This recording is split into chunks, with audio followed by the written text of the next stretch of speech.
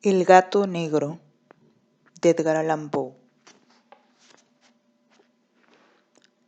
No espero ni pido que alguien crea en el extraño aunque simple relato que me dispongo a escribir. Loco estaría si lo esperara, cuando mis sentidos rechazan su propia evidencia. Pero no estoy loco y sé muy bien que esto no es un sueño. Mañana voy a morir y quisiera aliviar hoy mi alma. Mi propósito inmediato consiste en poner de manifiesto, simple, sucinta y sin comentarios, una serie de episodios domésticos. Las consecuencias de esos episodios me han aterrorizado, me han torturado y por fin me han destruido. Pero no intentaré explicarlos. Si para mí han sido horribles, para otros resultarán menos espantosos que barrocos. Más adelante tal vez aparecerá alguien cuya inteligencia reduzca mis fantasmas a lugares comunes. Una inteligencia más serena, más lógica y mucho menos excitable que la mía.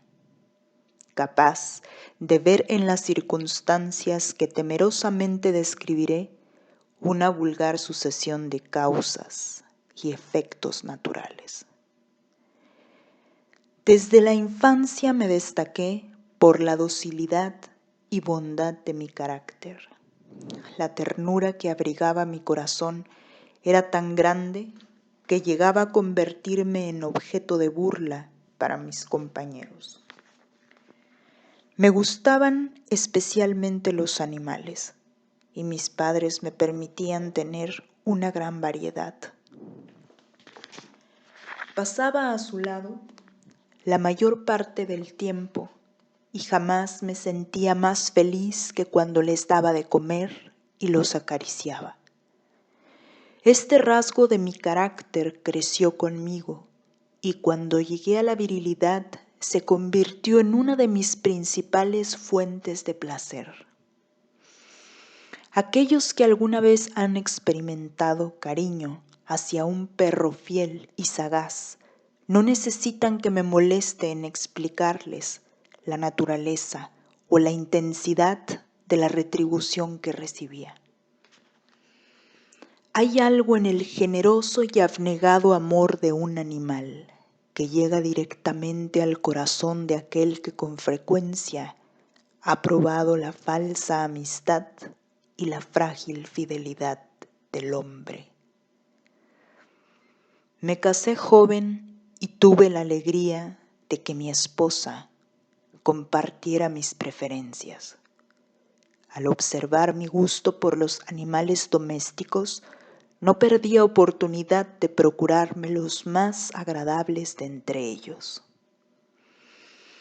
Teníamos pájaros, peces de colores, un hermoso perro, conejos, un monito y un gato.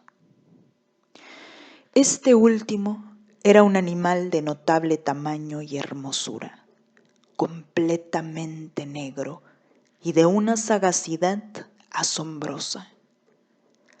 Al referirse a su inteligencia, mi mujer, que en el fondo era no poco supersticiosa, aludía con frecuencia a la antigua creencia popular de que todos los gatos negros son brujas metamorfoseadas. No quiero decir que lo creyera seriamente, y solo menciono la cosa porque acabo de recordarla. Plutón, tal era el nombre del gato, se había convertido en mi favorito y mi camarada. Solo yo le daba de comer y él me seguía por todas partes en mi casa. Me costaba mucho impedir que anduviera tras de mí en la calle. Nuestra amistad duró así varios años, en el curso de los cuales, enrojezco al confesarlo, mi temperamento y mi carácter se alteraron radicalmente por culpa del demonio. intemperancia. Día a día me fui volviendo más melancólico, irritable e indiferente hacia los sentimientos ajenos. Llegué incluso a hablar desacomedidamente a mi mujer y terminé por infligirle violencias personales. Mis favoritos, claro está, sintieron igualmente el cambio de mi carácter. No solo los descuidaba, sino que llegué a hacerles daño.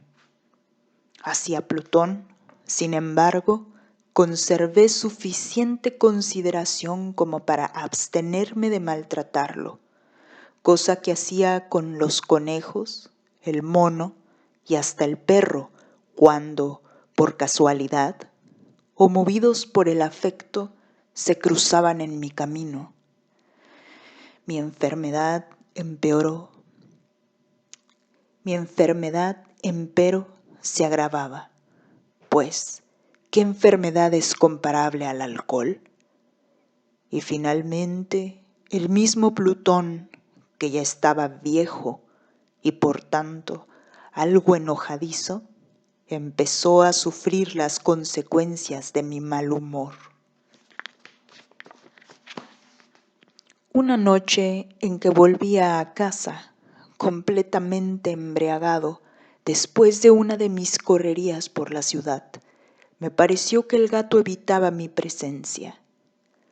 Lo alcé en brazos, pero asustado por mi violencia, me mordió ligeramente en la mano.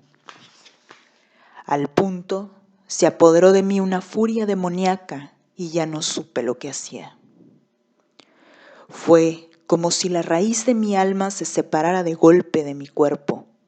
Una maldad más que diabólica, alimentada por la ginebra, estremeció cada fibra de mi ser. Sacando del bolsillo del chaleco un cortaplumas, lo abrí mientras sujetaba al pobre animal por el pescuezo y deliberadamente le hice saltar un ojo. Enrojezco, me abrazo, tiemblo mientras escribo tan condenable atrocidad. Cuando la razón retornó con la mañana, cuando hube disipado en el sueño los vapores de la orgía nocturna, sentí que el horror se mezclaba con el remordimiento ante el crimen cometido. Pero mi sentimiento era débil y ambiguo, no alcanzaba a interesar al alma. Una vez más me hundí en los excesos y muy pronto ahogué en vino los recuerdos de lo sucedido. El gato, entre tanto, mejoraba poco a poco. Cierto que la órbita donde faltaba el ojo presentaba un horrible aspecto, pero el animal no parecía sufrir ya. Se paseaba, como de costumbre, por la casa, aunque, como es de imaginar, huía aterrorizado al verme. Me quedaba aún bastante de mi antigua manera de ser para sentirme agraviado por la evidente antipatía de un animal que alguna vez me ha querido tanto. Pero ese sentimiento no tardó en ceder paso a la irritación. Y entonces, para mi caída final e irrevocable, se presentó el espíritu de la perversidad. La filosofía no tiene en cuenta este espíritu, y sin embargo tan seguro estoy de que mi alma existe, como de que la perversidad es uno de los impulsos primordiales del corazón humano, una de las facultades primarias indivisibles, uno de esos sentimientos que dirigen el carácter del hombre. ¿Quién no se ha sorprendido a sí mismo 100 veces en momentos en que cometía una acción tonta o malvada por la simple razón de que no debía cometerla? No hay en nosotros una tendencia permanente que enfrenta descaradamente al buen sentido, una tendencia a transgredir lo que constituye la ley por el solo hecho de serlo. Este espíritu de perversidad se presentó, como he dicho, en mi caída final. Y el insondable anhelo que tenía mi alma de vejarse a sí misma, de violentar su propia naturaleza y de hacer mal por el mal mismo, me incitó a continuar y finalmente a consumar el suplicio que había infligido a la inocente bestia. Una mañana, obrando a sangre fría, le pasé un lazo por el pescuezo y lo ahorqué en la rama de un árbol. Lo ahorqué mientras las lágrimas manaban de mis ojos y el más amargo remordimiento me apretaba el corazón.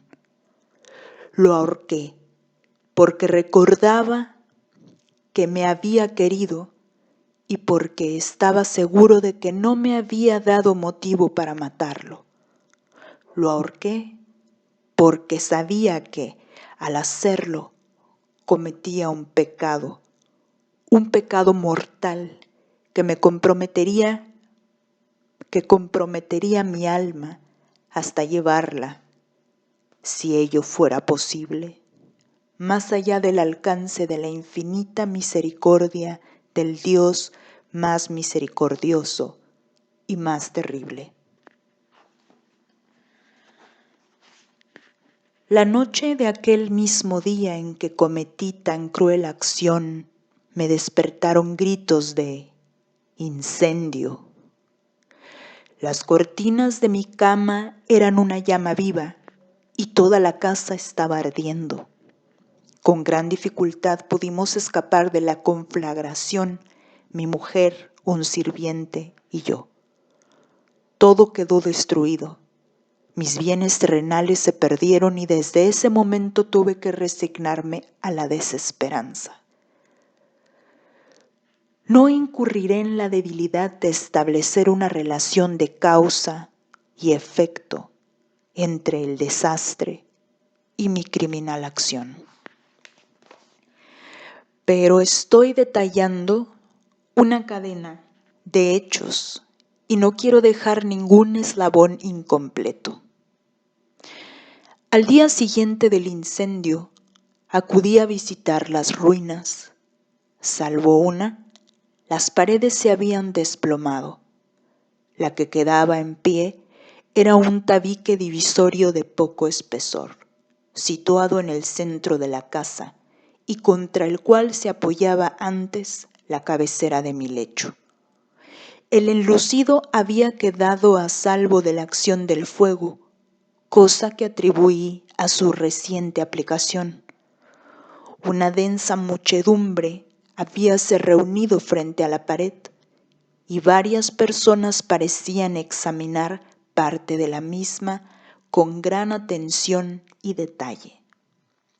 Las palabras extraño, curioso y otras similares excitaron mi curiosidad.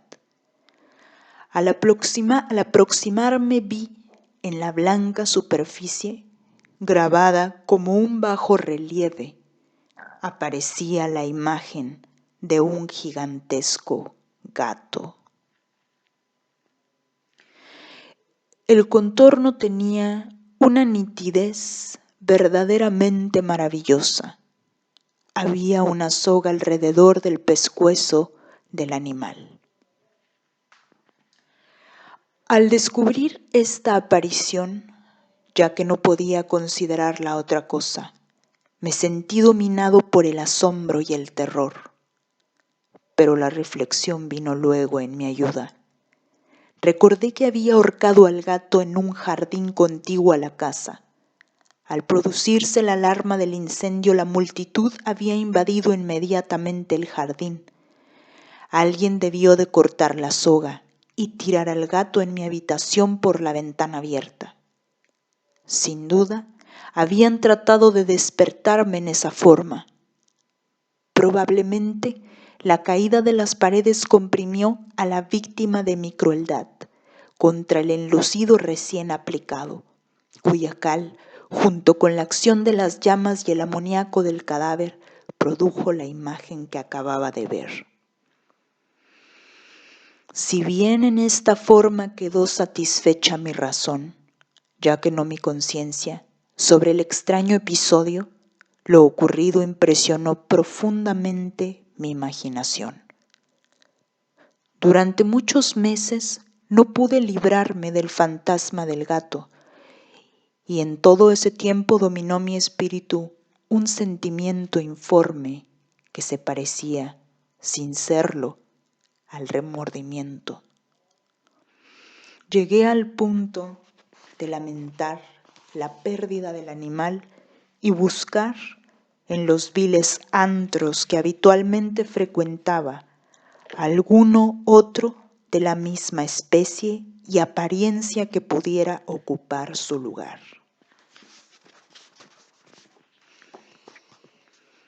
Una noche en que borracho a medias me hallaba en una taberna más que infame, reclamó mi atención algo negro posado sobre uno de los enormes tóneles de ginebra que constituían el principal moblaje del lugar.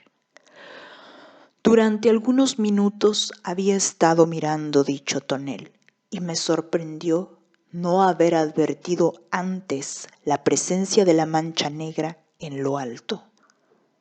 Me aproximé y la toqué con la mano. Era un gato negro muy grande, tan grande como Plutón y absolutamente igual a este, salvo un detalle. Plutón no tenía el menor pelo blanco en el cuerpo, mientras este gato mostraba una vasta aunque indefinida mancha blanca que le cubría casi todo el pecho. Al sentirse acariciado, se enderezó prontamente ronroneando con fuerza, se frotó contra mi mano y pareció encantado de mis atenciones. Acababa pues de encontrar el animal que precisamente andaba buscando. De inmediato propuse su compra al tabernero, pero me contestó que el animal no era suyo y que jamás lo había visto antes ni sabía nada de él. Continué acariciando al gato y cuando me disponía a volver a casa, el animal pareció dispuesto a acompañarme. Le permití que lo hiciera deteniéndome una y otra vez para inclinarme y acariciarlo.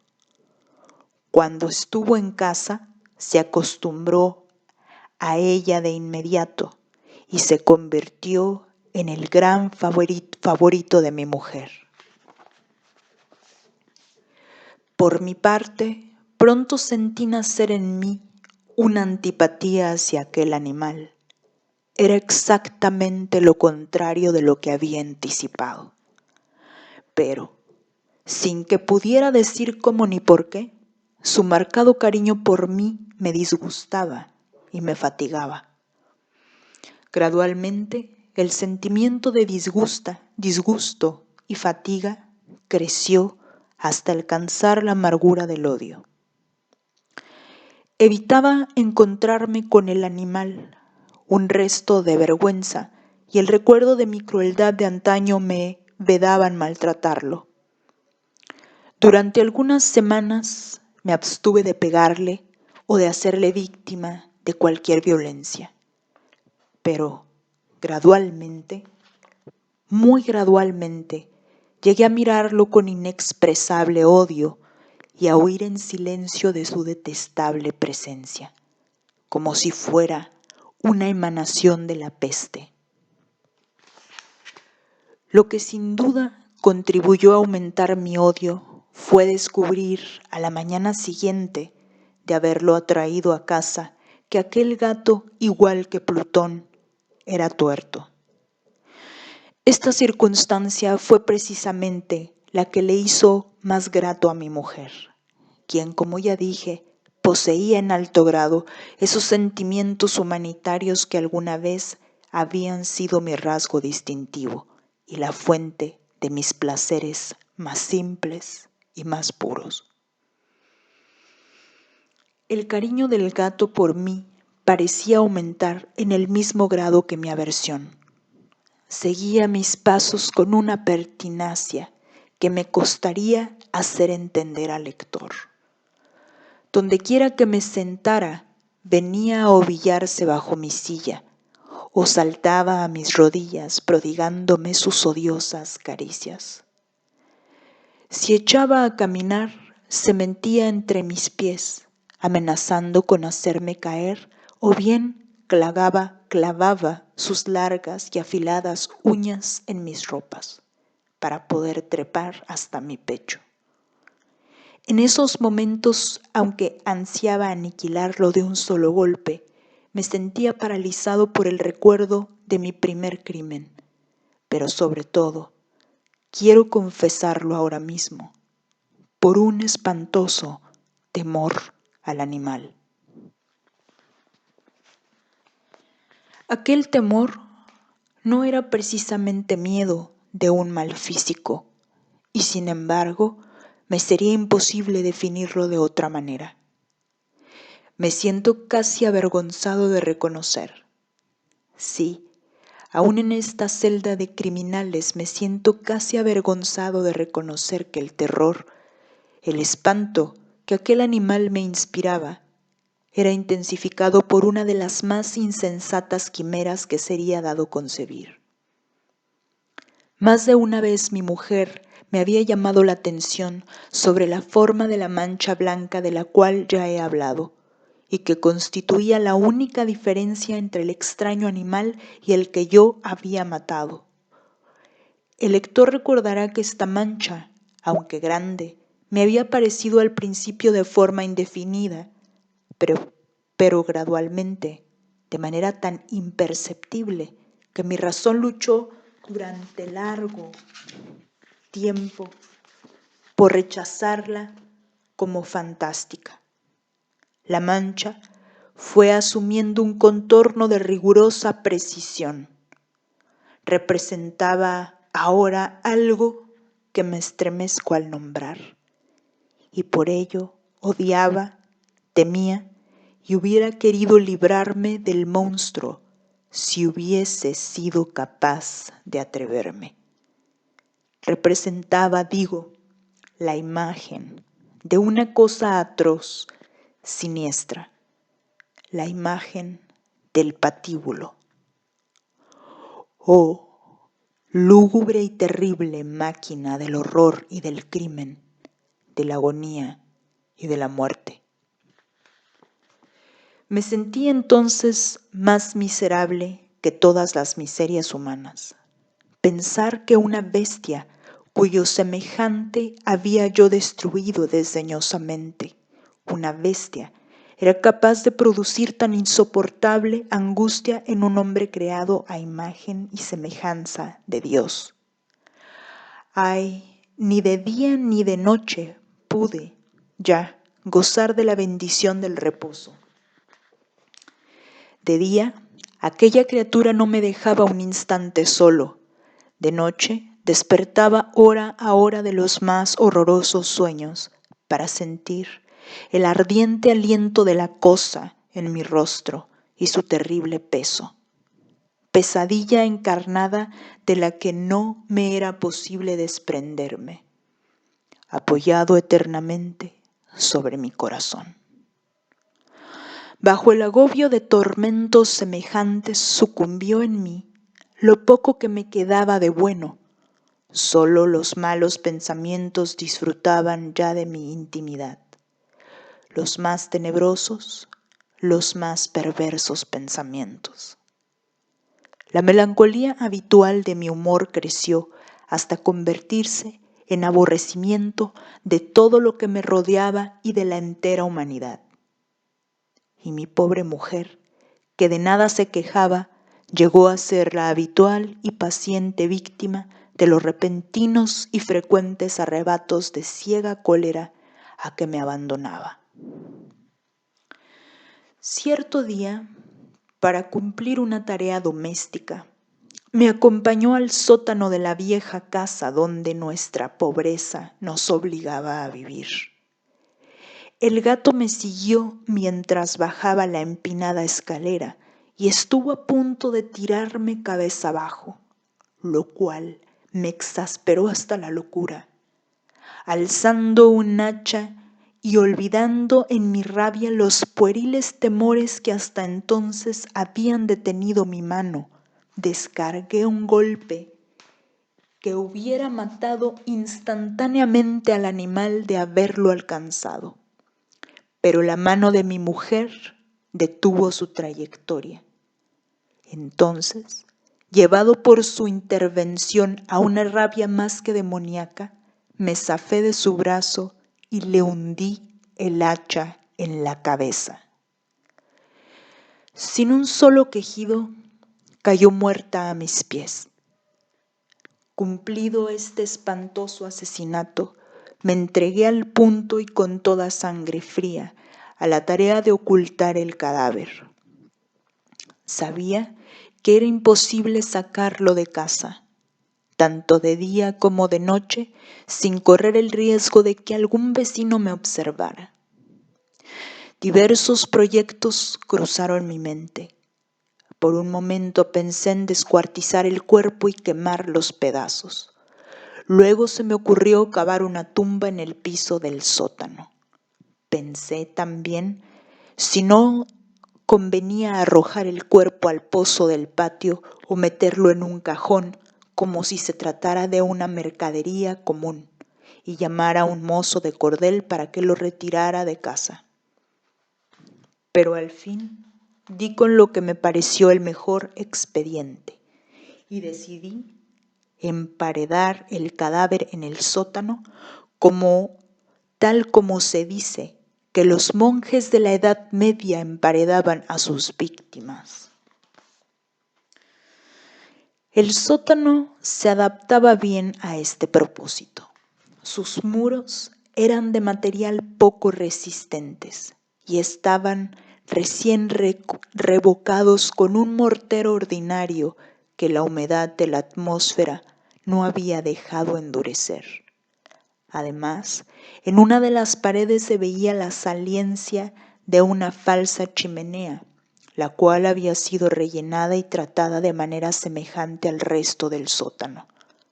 Sin lugar a dudas, sería muy fácil sacar los ladrillos en esa parte, introducir el cadáver y tapar el agujero como antes, de manera que ninguna mirada pudiese descubrir algo sospechoso.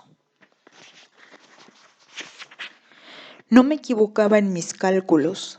Fácilmente saqué los ladrillos con ayuda de una palanca y luego de colocar cuidadosamente el cuerpo contra la pared interna, lo mantuve en esa posición mientras aplicaba de nuevo la mampostería en su forma original. Después de procurarme argamasa, arena y cerda, preparé un enlucido que no se distinguía del anterior y revoqué cuidadosamente el nuevo enladrillado. Concluí la tarea, me sentí seguro de que todo estaba bien. Concluida la tarea, me sentí seguro de que todo estaba bien. La pared no mostraba la menor señal de haber sido tocada. Había barrido hasta el menor fragmento de material suelto. Miré en torno, triunfante, y me dije: aquí, por lo menos, no he trabajado en vano. Mi paso siguiente consistió en buscar a la bestia causante de tanta desgracia, pues al final me había decidido a matarla. Si en aquel momento el gato hubiera surgido ante mí, su destino habría quedado sellado, pero por lo visto, el astuto animal, alarmado por la violencia de mi primer acceso de cólera, se cuidaba de aparecer mientras no cambiara mi humor. Imposible describir o imaginar el profundo, el maravilloso alivio que la ausencia de la detestada criatura trajo a mi pecho. no se presentó aquella noche y así, por primera vez desde su llegada a la casa, pude dormir profunda y tranquilamente. Sí, pude dormir, aún con el peso del crimen sobre mi alma.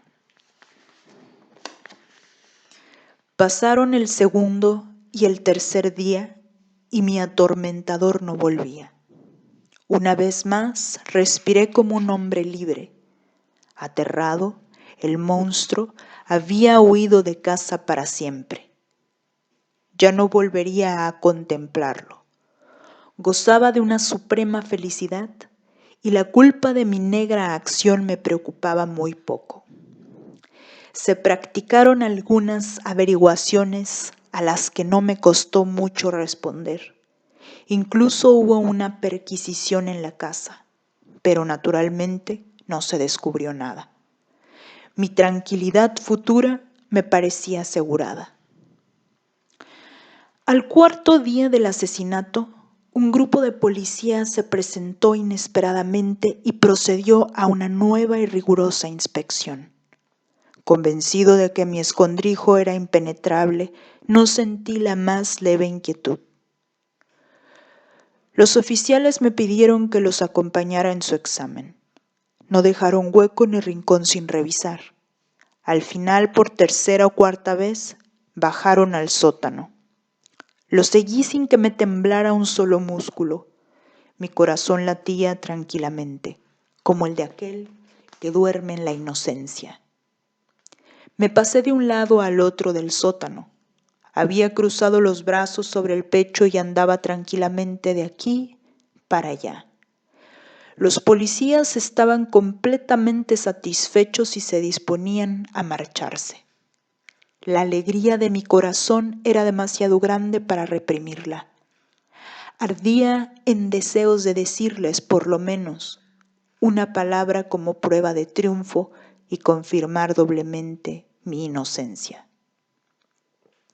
Caballeros, dije, por fin, cuando el grupo subía a la escalera, caballeros, me alegro mucho de haber disipado sus sospechas. Les deseo felicidad y un poco más de cortesía. Dicho sea de paso, caballeros, esta casa está muy bien construida. En mi frenético deseo de decir alguna cosa con naturalidad, casi no me daba cuenta de mis palabras. Repito que es una casa de excelente construcción. Estas paredes, ya se marchan ustedes, caballeros, tienen una gran solidez.